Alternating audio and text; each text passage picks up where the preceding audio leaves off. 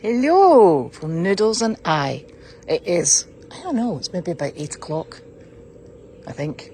It's not too dark, it's lovely. And it's beautifully chilly. Noodles and I are just having a little wander around because he's a very good puppy. Oh, did you get a fright? Did you get a fright? You did. So, we were very fortunate. A lady, a lovely lady from the Ipswich Humane Society turned up today, and she brought us all these training pads, which was exceptionally kind of her. And I think Janine and I might travel when we go to auction with these, because they'll be very handy because they're disposable. And when you're in a car with a puppy, it's handy to have something that's disposable. And that was very much appreciated. I'm going to have to find somewhere sensible to store them. Not 100% sure where. Is that sand? Is that a digging opportunity? He's such a lovely boy. You can hear all the little birds. It's just so lovely. Now, this here. So we've got plans for, not this tree and birdhouse, but we've got plans for in the goat paddock.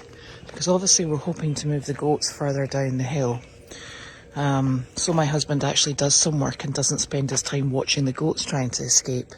I get countless photos of, oh, they're nearly out. And I'm like, well, it is what it is. So obviously we had a bit of a problem with the fence. We had a bit of a problem with the fence before the tree came down, but the tree really has not actually done us any favours. If you can see further up the hill here, it's all in a real mess. So this paddock's going to have to be rejuvenated, and we think it would be a lovely paddock for Harley when she eventually has her foal and they're all acclimated. We can pop them in here. So the really exciting thing that we've got for this paddock is we actually have a run-in shed that's for mini donkeys. And a lovely lady up in Kennebunkport in Maine has donated it to us. Our only challenge is, at the moment, it's not fitting in our trailer because we obviously have the tiny trailer and not the big trailer. So we're trying to call in favours and ask people if we can borrow their bigger trailers. Please don't go on the pond. Nudes. Noodles. He's like wagging his tail. He's like, I know what's down here. So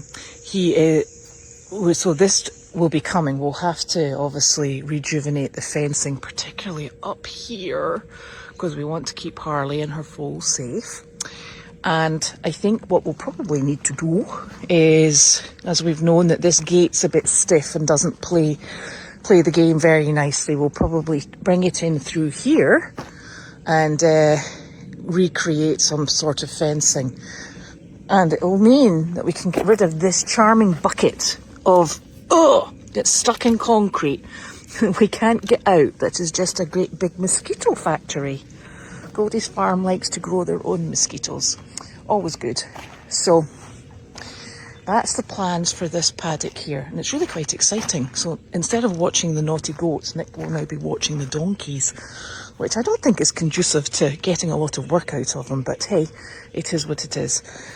So this will be a really nice paddock. It's got a nice slope on it, and that's really good because it keeps them fit, it keeps them moving round about, and it's actually a really good big size for Harley and for a small, teeny tiny donkey. And then,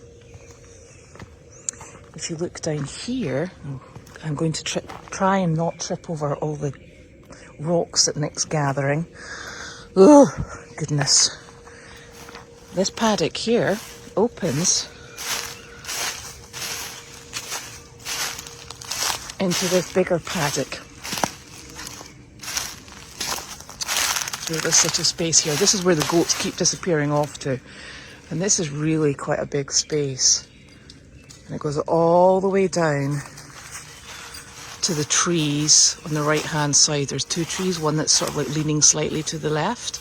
So this is a really nice big paddock. It'll give them lots of space, lots of things to do, and lots of visibility for people, who want to come and visit with them, and keeps them nice and happy. So that's exciting.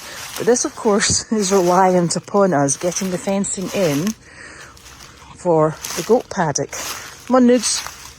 Oh, he's so lovely. He's such a good boy. Such a good boy. Come on, my darling.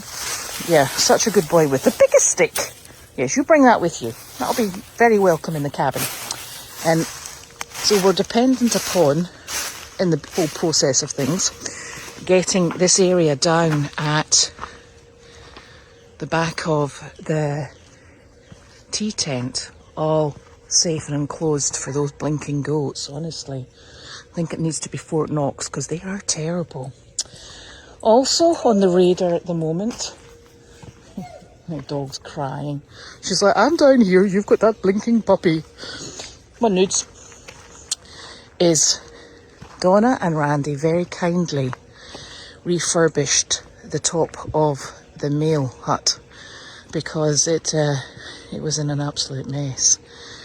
And what we're planning to do now is redo the actual wood here and replace the bits that are missing from here, just to weatherproof it further and get it up and operational.